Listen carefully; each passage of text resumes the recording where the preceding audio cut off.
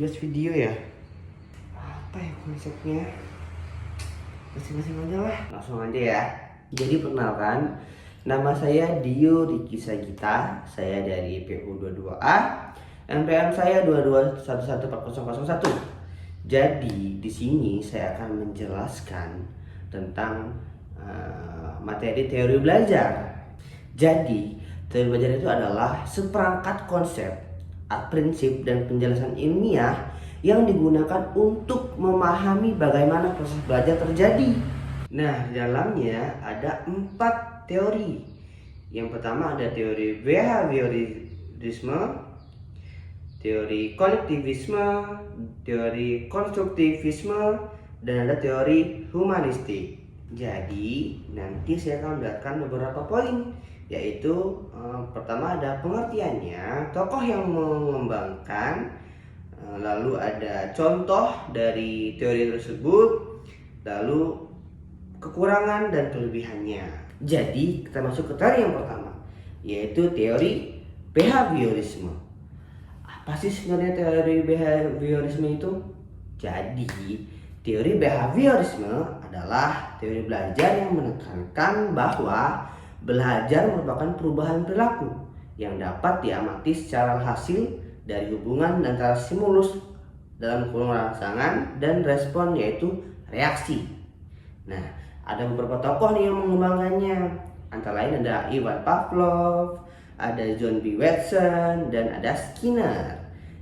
Jadi Ivan Pavlov itu mengembangkan teori classical conditioning, dan Watson itu mengembangkan teori sebagai aliran psikologi, sedangkan Skinner itu mengembangkan operant conditioning. Baik, kita masuk ke contohnya. Contohnya ada beberapa, yaitu saya jelaskan satu saja, yaitu ketika kalian seorang guru memberikan pertanyaan, lalu murid dapat menjawab dengan benar, guru harus memberikan pujian. Agar apa sih? Biar agar siswa semakin aktif tuh untuk menjawab pertanyaan, karena jika betul atau dapat menjawab pertanyaan tersebut, guru akan memberikan pujian seperti itu. Lalu ada kelebihan dan kekurangannya. Kelebihan dari teori behaviorisme ini yaitu yang pertama, mudah diterapkan dalam kelas.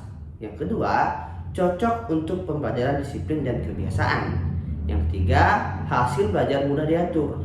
Nah, karena ada kelebihannya, tentu pasti ada kekurangannya. Kekurangan dari teori behaviorisme ini adalah kurang memperhatikan proses berpikir siswa. Yang kedua ada kurang menekankan kreativitas. Yang ketiga ada siswa bisa menjadi lebih pasif, seperti itu. Jadi kesimpulan dari teori behaviorisme adalah menekankan bahwa belajar adalah perubahan perilaku melalui stimulus dan penguatan. Kita masuk ke teori yang kedua, yaitu teori kognitivisme. Jadi teori kognitivisme adalah teori belajar yang menekankan bahwa belajar merupakan proses mental internal seperti berpikir, memahami, mengingat, dan memecahkan masalah. Jadi ada beberapa tokoh yang mengemukakan teori ini. Yang pertama ada Jean Piaget, yang kedua ada Jerome Bernard, yang ketiga ada Robert. Jadi Jean Piaget mengemukakan teori perkembangan kognitif anak. Jerome Bernard mengembangkan teori belajar penemuan. Lalu Robert mengemukakan kondisi-kondisi belajar. Jadi dalam penerapannya, yaitu yang pertama, guru mengaitkan materi baru dengan pengalaman siswa. Yang kedua ada menggunakan peta konsep atau diagram. Yang ketiga memberikan soal pemecahan masalah. Dan yang keempat mendorong siswa berpikir kritis dan reflektif. Kita masuk ke kelebihan dan kekurangannya. Jadi kelebihan dari teori ini adalah yang pertama, mengembangkan kemampuan berpikir kritis. Yang kedua ada memperhatikan proses pemahaman siswa. Dan yang ketiga cocok untuk pembelajaran konseptual. Lalu kita masuk ke kekurangannya nih. Kekurangannya ada 3 juga, yaitu membutuhkan waktu lebih lama. Yang kedua ada tidak semua siswa memiliki kemampuan berpikir yang sama. dan kurang fokus pada pembentukan kebiasaan perilaku. Jadi kesimpulannya adalah teori kognitivisme menekankan bahwa belajar adalah proses aktif dalam mengolah informasi. Kita masuk ke teori yang ketiga, yaitu teori konstruktivisme. Jadi teori ini adalah teori belajar yang menyatakan bahwa pengetahuan dibangun sendiri oleh siswa melalui pengalaman dan interaksi dengan lingkungan. Ada dua tokoh yang mengembangkan teori ini, yaitu Jean Piaget dan Lev Vygotsky. Yang pertama, Jean Piaget itu menekankan konstruksi pengetahuan secara individual. Lalu Lev Vygotsky itu menekankan peran sosial dan interaksi dalam belajar. Di sini ada contoh penerapannya di kelas. Yang pertama itu siswa melakukan eksperimen langsung tuh. Jadi siswa dihimbau untuk melakukan eksperimen secara langsung. Kita masuk ke kelebihan dan kekurangannya. Kelebihannya yaitu meningkatkan pemahaman mendalam, mengembangkan kreativitas dan berpikir kritis. Yang ketiga ada mendorong kerjasama. Selain kelebihannya, tentu saja ada kekurangannya, yaitu membutuhkan waktu yang lebih lama, memerlukan kesiapan siswa dan guru, dan tidak semua menjadi cocok dengan metode ini. Jadi kesimpulannya adalah teori konstruktivisme menekankan bahwa belajar adalah proses aktif membangun pengetahuan melalui pengalaman dan interaksi sosial. Kita masuk ke teori yang keempat.